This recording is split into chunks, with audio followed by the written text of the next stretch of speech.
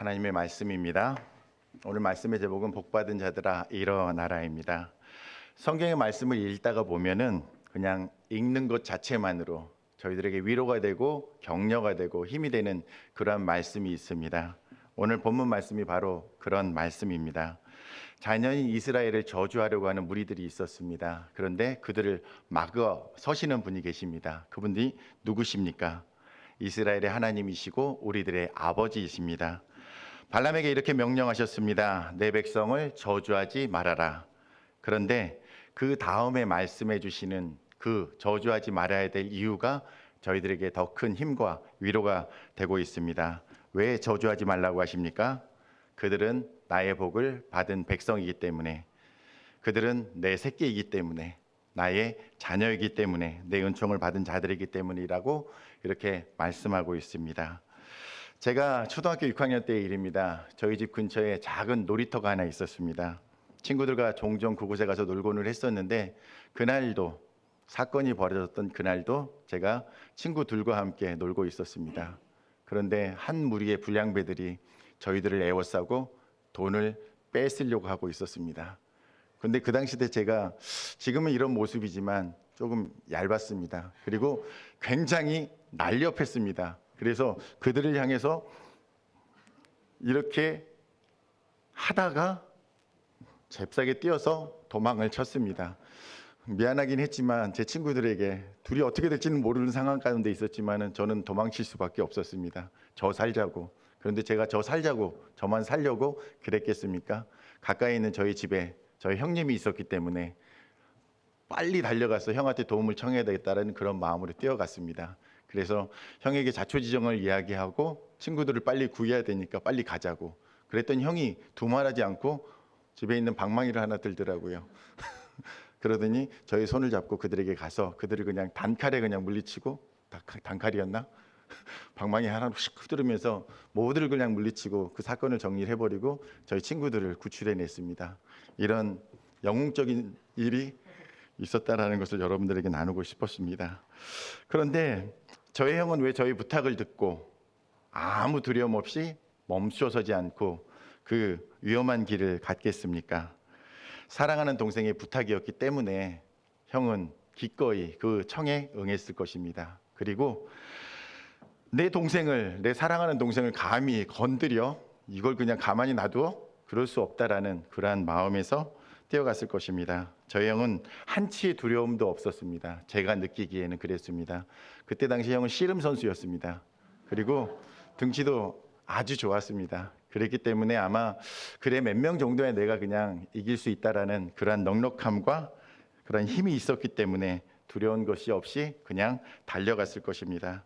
제가 오늘 본문의 말씀을 읽으면서 그 당시 때의 형의 모습이 기억나는 것은 당연한 일일 것입니다. 왜냐하면 형의 모습과 지금 발람에게 명하고 있는 하나님 아버지의 모습이 이상하게 이렇게 오버랩되고 있는 그런 마음이기 때문입니다. 감히 내 동생을 건드려 이걸 그냥 그렇게 하듯이 감히 내 사랑하는 백성 이스라엘을 건드려 이게 아마 그러고 계셨던 것 같습니다. 그렇죠? 사랑하는 자녀 이스라엘을 저주하려고 하는 발람에게 엄중히 경고하고 있습니다. 그들을 저주하지 말아라. 그들은 내가 지키는 내 품 안에 있는 내 새끼들이고 내 백성이다. 건드리기만 해봐라. 가만두지 않겠다라고 말씀하시는 것입니다. 전능하신 하나님께서 이렇게 말씀하고 계십니다. 위로가 되지 않으십니까? 그 하나님께서 우리의 편이십니다. 아멘. 하나님께서는 발람에게 자신의 백성 이스라엘을 향한 저주를 금지하고 계십니다. 허락하지 않고 계십니다. 이렇게 하나님께서는 택하신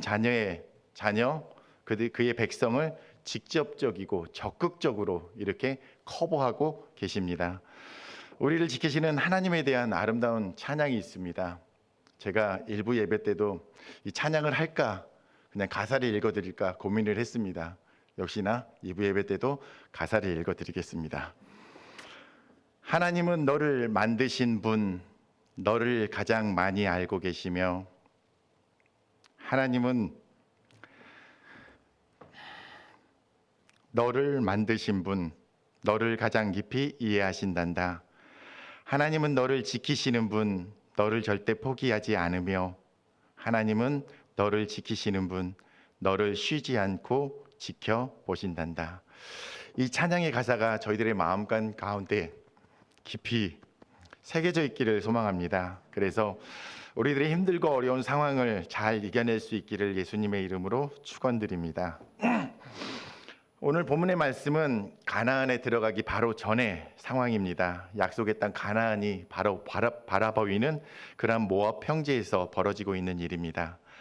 이제 앞으로 가나안 정복 전쟁을 펼쳐야 되는 그러한 이스라엘 백성들에게 나의 자녀인 이들을 내가 어떻게 보호하고 지키고 있는 하나님인지에 대해서 말씀하고 계십니다. 그 누구도 그가 누구이든지 간에 내가 축복하는 나의 백성을 건드릴 수 없다라고 이렇게 선포하고 계십니다. 이제 우리는 코로나19에 정말 어렵고 힘들고 아팠던 그 시간들의 끝에 와 있습니다. 이제 터널의 끝이 보이고 있습니다. 빛이 보이기 시작합니다. 엔데믹 이후에 새로운 시대를 맞이하고 있는 가운데 있습니다. 이 중요한 시기에 오늘 본문 말씀을 통해서 그레이스 교회의 모든 성도님들을 하나님께서 축복하시고 격려하기 원하십니다. 오늘 말씀에 넘겨주셨군요. 감사합니다. 너희는 나의 복을 받은 자들이다 라고 말씀하고 계십니다. 그리고 누구도 너희를 건드릴 수 없다 라고 선포하시고 계십니다. 오늘 말씀을 통해 우리에게 주신 하나님의 참된 축복의 의미를 깨닫고 승리하는 인생을 사시는 저와 여러분이 되기를 예수님의 이름으로 축원드립니다. 그러면 하나님께 축복을 받았다는 의미가 무엇일까요? 축복의 의미에 대해서 저희가 두 가지로 살펴보고 싶습니다. 먼저 첫 번째, 우리가 하나님으로부터 받은 축복은 영원하고 후회가 없다라는 것입니다. 하나님께서 믿음의 조상 아브라함을 통해 그 믿음의 후손들에게 이렇게 축복을 하시겠다라고 약속하셨습니다. 창세기 15장 18절의 말씀입니다. 그날에 여호와께서 아브라함과 더불어 언약을 세워 이르시되, 그날에 여호와께서 아브라함과 더불어 언약을 세웠다라고 되어 있습니다. 어떤 언약이었습니까? 내가 이 땅을 애굽 강에서부터 그 큰 강 유브라데까지 내 자손에게 주노니, 하나님께서 땅을 기업으로 주시겠다라고 언약하셨습니다. 창세기 12장 1절로 3절까지의 말씀, 여러분들이 너무나 잘 알고 있는 말씀입니다. 이 말씀은 같이 읽겠습니다. 시작. 여호와께서 아브라함에게 이르시되, 너는 너의 고향과 친척과 아버지의 집을 떠나 내가 내게 보여줄 땅으로 가라. 내가 너로 큰 민족을 이루고 내게 복을 주어 내 이름을 창대하게 하리니 너는 복이 될지라. 너를 축복하는 자에게는 내가 복을 내리고 너를 저주하는 자에게는 내가 저주하리니 땅의 모든 족속이 너로 말미암아 복을 얻을 것이니라 하신지라. 아멘. 아멘입니다. 아브라함과 그 후손들에게 축복을 약속하시는 하나님이십니다. 여러분, 그 하나님이 어떤 하나님이라고 생각되십니까? 이것은 아주 중요한 문제입니다. 왜냐하면 약속을 했는데 그 약속을 지킬 어떠한 힘도 능력도 없는 분이 하나님이라면, 그리고 그 약속이 우리 세대에만 그냥 이루어질 수 있고 우리 다음 세대까지 이어질 수 없는 유한한 그러한 생명을 가진 그러한 존재가 저희들의 하나님이라면, 그 약속은 그 당시에 아브라함에게는 의미가 있었겠지만 저희들에게는 전혀 의미가 없기 때문입니다. 그런데 아브라함과 우리들에게 축복하신 하나님은 다행히도, 정말 다행히도 영원하시고 변함도 없으시고 후회가 없으신 하나님이십니다. 시편 34편 14절에 이렇게 나와 있습니다. 이 하나님은 영원히 우리 하나님이시니, 이 하나님은 영원히 우리의 하나님이시니 그가 우리를 언제까지, 죽을 때까지 인도하시리로다 라고 말씀하고 있습니다. 우리의 하나님 되신, 영원한 우리 하나님 되신 그분께서 우리가 이 땅 가운데 살아가는 날 동안, 우리의 생명이 있는 날 동안, 우리의 목숨이 다할 때까지 우리를 인도하시고 지키시겠다라고 말씀하고 계십니다. 민수기 23장 19절에 또 이렇게 말씀하고 있습니다. 이 말씀은 저희가 같이 읽겠습니다. 시작. 하나님은 사람이 아니시니 거짓말을 하지 않으시고 인생이 아니시니 후회가 없으시도다. 어찌 그 말씀하신 바를 행하지 않으시며 하신 말씀을 실행하지 않으시랴. 우리의 하나님이 이런 하나님이십니다. 아멘. 계속해서 사무엘상 말씀에 이렇게 나와 있습니다. 이스라엘의 지존자는 거짓이나 변개함이 없으시니 그는 사람이 아니심으로 결코 변개하지 않으심이니이다. 아멘. 조금 안심이 되지 않으십니까? 저는 이 말씀으로 인해서 굉장히 힘이 나고 안심이 되었습니다.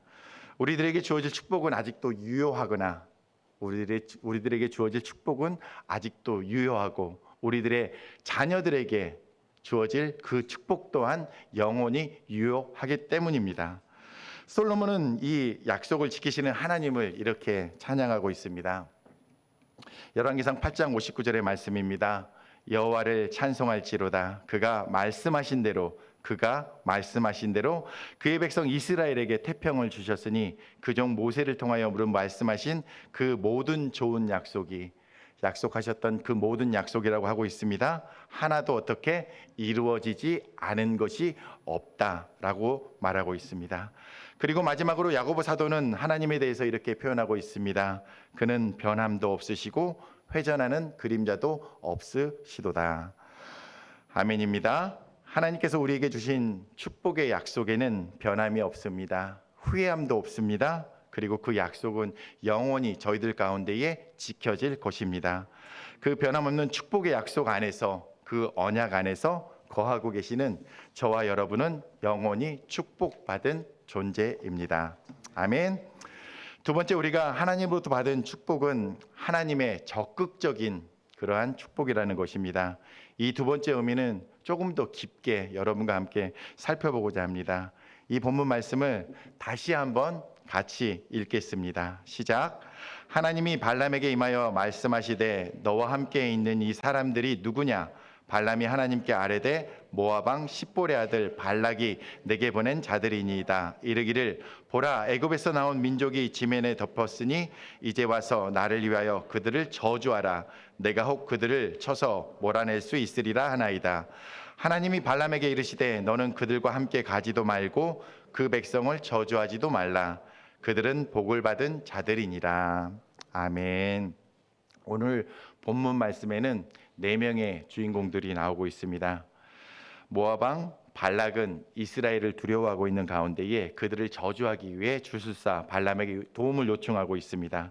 그리고 발람, 이게 좀 헷갈리더라고요. 발락과 발람 두 사람이 나오다 보니까 여러분들도 읽으면서 헷갈리시면 안 됩니다. 발락은 왕입니다. 그리고 저주하라고 요청하고 있는 사람은 발람입니다. 발음이 잘 안 되고 있습니다. 발람은 용한 주술사였습니다. 그래서 그의 저주는 꽤나 용했나 봅니다. 그래서 그 주변에 그리고 많은 사람들에게 이렇게 들려지고 있었습니다. 마지막으로 그 저주를 금지하고 계시는 우리의 하나님 그리고 그의 백성 이스라엘입니다. 발람의 저주에 관한 이야기는 굉장히 재미있는 스토리를 구성하고 있습니다. 여러분들이 민수기 22장부터 24장까지의 말씀을 읽어보면 그 위에 스토리들이 어떻게 되고 있는지 아마 재미있게 읽으실 수 있을 것입니다. 꼭 댁으로 돌아가셔서 한번 읽어보시기를 권면드립니다. 출애굽 이후에 가나안을 향한 행로에서 이스라엘은 승승장구하며 나아가고 있는 가운데 있습니다. 그래서 주변의 많은 이방 나라들을 두려움에 떨게 하고 있습니다. 이스라엘의 승리를 통해 이스라엘과 그들의 도움이 되신 하나님에 대해서 두려워하고 있던 모압 왕은 자신의 땅에 자리를 잡고 있는 이스라엘을 물리칠 방법을 고민하게 됩니다. 그래서 연합군을 형성한 미디안 장로들을 청하여서 함께 당시에 용하다고 소문난 그 주술사 발람을 청하게 됩니다. 목적은 이스라엘 백성을 향한 저주입니다. 그 저주를 통하여서 그들과의 전투에서 승리를 얻고자 하는 그러한 계획이었습니다. 그런데 오늘 본문 말씀에 그 목적이 제지를 당하고 있습니다. 바로 이스라엘의 아버지 전능하신 하나님께서 이방인들의 계획에 간섭하고 계시는 장면입니다. 그런데 오늘 이 말씀을 살펴보면서 떠오르는 구약의 말씀이 하나 더 있었습니다. 여러분들에게 잠깐 3초의 시간을 드리겠습니다. 저와 같은 이제 그 말씀을 떠올리는 장면을 떠올리는 분에게는 제가 커피를 쏘겠습니다. 아멘. 하나, 둘, 셋. 떠오르는 장면이 있으십니까? 나중에 말씀해 주세요. 진실로 얘기해 주셔야 됩니다. 저는 이 말씀을 준비를 하면서 욥기의 말씀이 떠올랐습니다. 우스 땅에 욥이라는 사람이 있었습니다. 온전하고 정직하여 하나님을 경외하는 사람이었습니다. 그리고 악에서 떠난 사람이었습니다. 하루는 하나님의 아들들이 와서 하나님 보좌 우편에 이렇게 섰습니다. 그리고 사탄들도 그 가운데 있었다라고 말씀을 기록하고 있습니다. 그리고 그 자리에서 욥에 대한 하나님의 자랑이 시작되게 됩니다. 너희들 보았느냐? 저 우스 땅에 나를 사랑하고 나를 예배하는 참으로 우리와 같은 이런 욥이라는 사람이 있다 하면서 너무너무 자랑스러워 하시면서 이렇게 이야기를 행복해 하시면서 이야기를 하고 계셨습니다. 그런데 그 자리에 있던 사탄이, 우리의 좋아지는 그런 것들을 못 보고 있는 사탄이 어떻게 하고 있습니까? 욥을 비방하고 있습니다. 이유 없이 욥이 하나님을 그렇게 잘 섬기겠습니까? 절대 그렇지 않을 것입니다. 그때 하나님의 딜이 시작됩니다. 그래? 그러면 한번 가서 너가 마음껏 해보아라. 그 대신에 욥의 생명은 절대로 건드려서는 안 돼라고 제한된 그 환경 가운데에서 욥에게 마음껏 해보도록 잠깐 동안 허락을 하십니다. 그 후에 어떤 일이 벌어지고 그 최후의 결과가 어떻게 되었는지 여러분들은 잘 기억하고 계실 것입니다. 욥기 1장 20절에서 22절까지의 말씀에 이렇게 되어 있습니다. 함께 읽겠습니다. 욥이 일어나 겉옷을 찢고 머리털을 밀고 땅에 엎드려 예배하며 이르되 내가 모태에서 알몸으로 나왔은즉 또한 알몸이 그리로 돌아가올지라. 주신 이도 여호와시요 거두시는 이도 여호와시오니 여호와의 이름이 찬송을 받으실지니이다 하고 이 모든 일에 욥이 범죄하지 아니하고 하나님을 향하여 원망하지 아니하니라. 아멘. 욥은 아마 참으로 괴로운, 저희들이 지금 당하고 있을 그러한 어려움보다 훨씬 더한 그러한 어려움들 가운데 처해 있을 것입니다. 그런데 욥은 하나님 앞에 엎드려 예배하고 있습니다. 그리고 이 모든 일에 그 일 가운데에 하나님께서 선하게 이것들을 갖다가 허락하시고 계시기 때문에 제가 이 모든 것을 온전함으로 받겠습니다 라고 하는 마음으로 하나님의 이름을 찬양하며 하나님 앞에 범죄하지 않고 하나님을 향하여서 기쁨으로 나아가고 있습니다. 욥이 이렇게 고백합니다. 주신 이도 여호와시요 거두시는 이도 여호와시니 모든 것을 잃었다가 모든 것을 다시 되찾게 된다는 그러한 이야기입니다. 욥의 이야기를 통해서 우리가 한 가지 기억해야 될 부분들이 있습니다.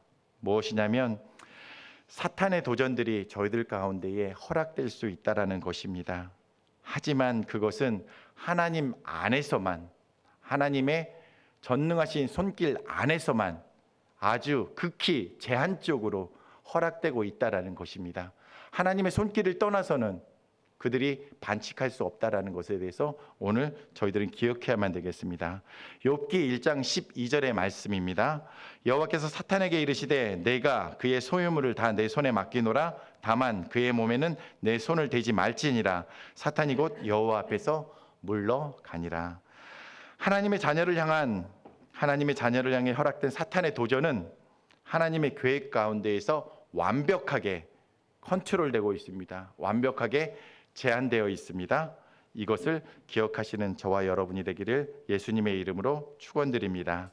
오늘 본문의 말씀으로 다시 돌아가 보겠습니다. 욥기와 유사한 상황이 벌어지고 있습니다. 욥기의 상황은 저의 눈에 보이지 않는 존재들에 의해서 진행되는 일이 있을 수 있음을 이렇게 저희들에게 알려주고 있습니다. 그리하여 이해할 수 없는 일, 정말 왜 이런 일이 내 가운데, 나의 가족 가운데, 내 사랑하는 자들 가운데 일어나는지 모르겠습니다 라고 할 때에 우리가 어떻게 반응해야 되는지에 대해서 알려줍니다. 그럴 때에 이렇게 생각해 하십시오. 하나님이 사탄에게 나를 자랑하고 계시는구나. 신나지 않습니까? 그런데 그 자리 가운데에서 사탄이 나를 비방하고 있구나. 그리고 하나님께서 제한적으로 그 비방하는 사탄에게 나를 내어 놓으셨구나. 그래, 조금 더 인내해보자. 믿음으로 반응해보자. 조금 더 기도해보자. 그래, 다시 일어나자. 화이팅하자. 이렇게 생각하시는 여러분이 되시기를 예수님의 이름으로 축원드립니다. 그런데 오늘 말씀은 읽으면서 너무나 신이 납니다. 하나님께서 사단의 계략조차 허락하지 않으시기 때문입니다. 저주에서는 안 된다라고 말씀하시고 그것을 가로막고 계시는 분이 저희들의 하나님이시기 때문입니다. 오늘 본문 말씀 이후에 발람은 발람을 향해 나아갑니다. 그런데 하나님께서 그 행로에서 발람의 길을 막고 서십니다. 하나님의 뜻을 거스르지 않게 하기 위해서 하나님의 뜻을 그에게 나타내시고 그를 만나십니다. 그때에 나귀의 입을 여십니다. 나귀의 입을 열어 발람과 소통하게 하십니다. 이 일을 통해 발락에게 가서 허튼 소리 하지 말라고 분명하게 경고하십니다. 이스라엘을 저주도 하지 못하게, 그거는 생각조차 하지 못하도록 그렇게 하고 계시는 것입니다. 그런데 여러분들, 나귀가 말을 했습니다. 말하는 나귀를 혹시 보신 적이 있으신가요? 들으신 적이 있으신가요? 말하는 앵무새는 보셨겠지만 절대 말하는 것은 보지 못하셨을 것입니다. 그런데 민수기 22장 27절로 29절의 말씀 저희가 한번 같이 읽겠습니다. 시작. 나귀가 여호와의 사자를 보고 발람 밑에 엎드리니 발람이 노하여 자기 지팡이로 나귀를 때리는지라. 여호와께서 나귀의 입을 여시니 발람에게 이르되 내가 당신에게 무엇을 하였기에 나를 이같이 3번을 때리느냐. 발람이 나귀에게 말하되 내가 나를 거역하기 때문이니 내 손에 칼이 있었다면 곧 너를 죽였으리라. 나귀가 발람에게 이르되 나는 당신이 오늘까지 당신의 일생 동안 탄 나귀가 아니냐. 내가 언제 당신에게 이같이 하는 버릇이 있었더냐? 그가 말하되 없었느니라. 여기에 발람이 나귀와 함께 대화를 하고 있습니다. 아주 우스운 장면이죠. 상상할 수 없는 장면입니다. 그런데 하나님께서 나귀의 입을 여셔서 그를 깨닫게 하시고자 이 일을 허락하셨습니다. 그런데 발람이 그 나귀를 향해서, 말을 듣지 않는 나귀를 향해서 몹시 채찍으로 채찍질합니다. 그래도 움직이지 않자 만약에 내 손에 칼이 있었다면 너를 어떻게 하겠다고 합니까? 죽였을 거라고 얘기하고 있습니다. 한 치 앞도 못 보고 있는 발람의 모습입니다. 지금 나귀는 어떤 모습을 보고 있느냐면 그 바로 앞에 여호와의 천사가 한 걸음이라도 더 와서 내 백성 이스라엘을 저주하러 가려고 한다? 한 걸음이라도 더 떼봐. 그러면 너희들 단칼에 그냥 죽이겠다라고 그렇게 하고 있는 것입니다. 그런데 우리들의 눈이 어두울 때, 너무나 어두워서 그 광경을 못 볼 때가 너무나 많다라는 것입니다. 나귀는 그 모습을 보고서 두려워서 자신의 목숨과 주인의 목숨을 살리기 위해서 뒷걸음치고 있는 가운데 있습니다. 그런데 그때에 여호와의 천사가 발람의 눈을 뜨게 합니다. 그리고 자신이 들고 있는 칼을 보게 합니다. 그래서 그때 깨닫게 됩니다. 하나님께서 나귀를 통해서 왜 말씀하고 계시는지, 왜 이스라엘 백성을 저주하러 가서는 안 되는지에 대해서 분명하게 깨닫게 됩니다. 그리고 마음판에 그 하나님과의 만남을 기억하게 됩니다. 아마도 다메섹 도상 가운데에서 왜 나를 핍박하느냐라고 하시는 예수님을 만났던 바울과 같은 그런 심정이었을 것입니다. 하나님께서는 자신의 사랑하는 자녀 이스라엘을 지키기 위해서 이방 백성들에게도 종종 직접적으로 말씀하시고 계십니다. 애굽왕 바로의 꿈에 자신의 그 뜻들을 비밀 가운데 말씀하셨고, 아비멜렉에게 나타나셔서 아브라함의 아내 사레를 범하려고 했을 때, 그래서는 안 된다라고, 그가 아브라함의 누이가 아니라 그의 아내이기 때문이다라고 그 길을 가로막으셨던 그 일을 통해서입니다. 그리고 느부갓네살 왕에게 환상 가운데 나타나셔서 어떠한 일들을 계획하고 계시는지 보여주셨을 때가 그러한 상황입니다. 그런데 오늘 하나님께서는 사람이 아닌 동물에게 이렇게 또한 동물을 통해서 당신의 뜻을 말씀하고 계시다는 것입니다. 하나님이 이렇게 자신의 백성들을 지키는 일을 위해서는 이 천하 만물, 본인이 지으신 모든 천하 만물을 통해서 이렇게 적극적으로 일하시는 분이심을 저희들이 깨닫게 됩니다. 우리가 만약에 하나님의 자녀로서의 역할을 하지 못하게 됐을 때에 어떠한 일이 일어나는지 아십니까? 돌들로도 아브라함의 자손이 되게 하시겠다라고 말씀하셨습니다. 그만큼 하나님의 자녀로서의 삶을 저희들이 잘 살아내야 되겠습니다. 하나님의 자녀로서의 믿음의 자녀로서의 삶을 잘 살아내시는 저와 여러분이 되기를 예수님의 이름으로 축원드립니다. 나귀와 대화를 나눈 후에 발락 앞에 선 발람은 어떻게 합니까? 하나님의 백성 이스라엘을 향해서 저주하고 있습니까? 아닙니다. 정반대입니다. 그들을 저주하고자 했던 발락의 앞에서, 발락의 눈 앞에서 마음껏 하나님의 백성 이스라엘을 축복하고 축복합니다. 대적 발락의 괴계는 어떻게 되었습니까? 완전히 완벽하게 파하여졌습니다. 민수기 23장 8절과 11절, 12절의 말씀을 우리 함께 읽겠습니다. 시작. 하나님이 저주하지 않으신 자를 내가 어찌 저주하며 여호와께서 꾸짖지 않으신 자를 내가 어찌 꾸짖으랴. 발람이 발락에게 이르되 그대가 어찌 내게 이같이 행하느냐. 나의 원수를 저주하라고 그대를 데려왔거늘 그대가 오히려 축복하였도다. 발람이 대답하여 이르되 여호와께서 내 입에 주신 말씀을 내가 어찌 말하지 아니할 수 있으리까. 분명히 발람을 저주하기 위해서 데리고 왔는데 그 반대의 상황이 벌어지고 있습니다. 한 번 더 말씀을 읽기를 원합니다. 민수기 24장 8절로 10절까지의 말씀입니다. 시작. 하나님이 그를 애굽에서 인도하여 내셨으니 그 힘이 들소와 같도다. 그의 적국을 삼키고 그들의 뼈를 꺾으며 화살로 쏘아 꿰뚫으리로다. 꿇어앉고 누움이 숫사자와 암사자와 같으니 일으킬 자가 누구이랴. 너를 축복하는 자마다 복을 받을 것이요 너를 저주하는 자마다 저주를 받을지로다. 발락이 발람에게 노하여 손뼉을 치며 말하되 내가 그대를 부른 것은 내 원수를 저주하라는 것이거늘 그대가 이같이 3번 그들을 축복하였도다. 아멘.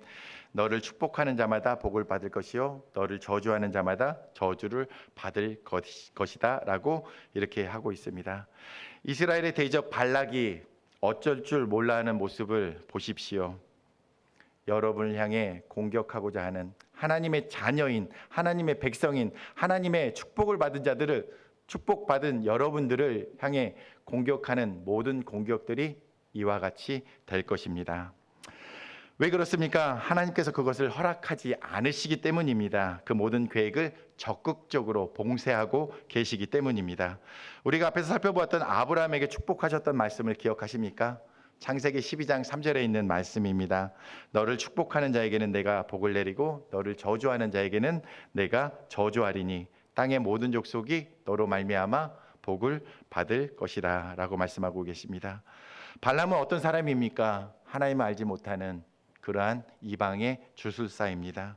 그런데 발람의 입에서 하나님께서 아브라함에게 하셨던 그 축복의 말씀이 선포되고 있습니다. 너를 축복하는 자마다 복을 받을 것이고 너를 저주하는 자마다 저주를 받을 것이다 라고 그렇게 이스라엘에게 하나님의 축복을 선포하고 있습니다. 이 일이 어떻게 해서 가능했는지 오늘 본문 말씀에 나와 있습니다. 오늘 함께 읽은 본문 말씀의 마지막 구절입니다. 민수기 22장 12절 말씀을 저희가 함께 읽겠습니다. 시작. 하나님이 발람에게 이르시되 아니구나. 한 번 더 가겠습니다. 네. 시작. 하나님이 발람에게 이르시되 너는 그들과 함께 가지도 말고 그 백성을 저주하지도 말라. 그들은 복을 받은 자들이니라. 아멘. 이스라엘은 하나님의 복을 받은 자들이기 때문입니다. 그래서 그의 대적들은 그들을 저주할 수가 없습니다. 이 축복은 아브라함의 믿음을 통해서 지금을 살아가고 있는 저희들 가운데에 이어지고 있습니다. 그리고 저희들의 믿음의 고백을 통하여서 저희들의 후대에까지 이어지게 될 것입니다. 예수 그리스도를 믿음으로 하나님의 자녀가 되는 그러한 축복과 권세가 저희들 가운데 주어졌기 때문입니다. 우리 이 말씀을 가지고 여기 가로가 되어 있는 그들은 대신에 저희들의 이름들을 한번 넣어서 읽어보기를 원합니다. 시작.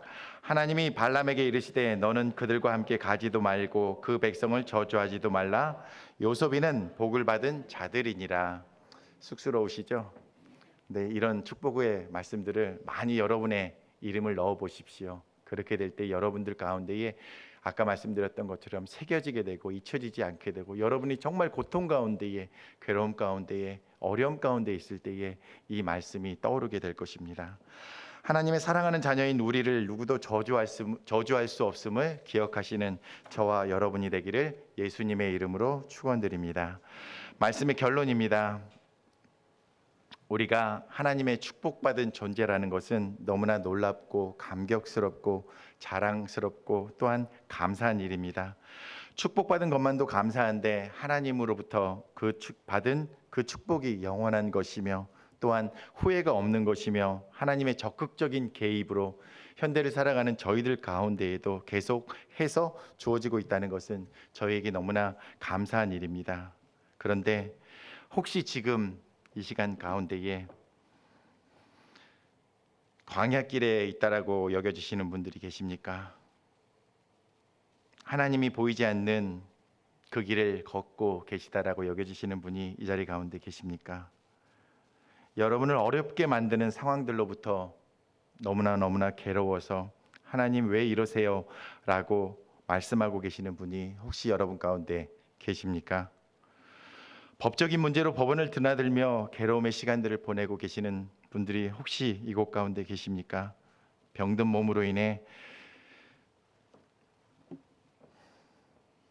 잠 못 드는 밤을 보내고 계십니까? 말 안 듣는 자녀로 인해 속상함이 정말 너무나 커서 가슴 아파하며 울고 계시는 분들이 여러분 가운데 계십니까? 그냥 이 모든 상황들을 포기해버리고 싶은 그런 마음들 가운데 머물고 계시는 분들이 계십니까? 이분들께 여호와 하나님께서 이렇게 말씀하고 계십니다. 너는 나의 사랑하는 자이다. 내가 축복하는 내 사랑하는 자녀이다. 누구도 너희를 건드리게 하지 않겠다. 내가 그것을 허락하지 않을 것이다. 내가 너희와 함께 할 것이다. 너희 곁을 지킬 것이다. 너희의 위로자가 되어주겠다. 너희의 힘이 되어주겠다.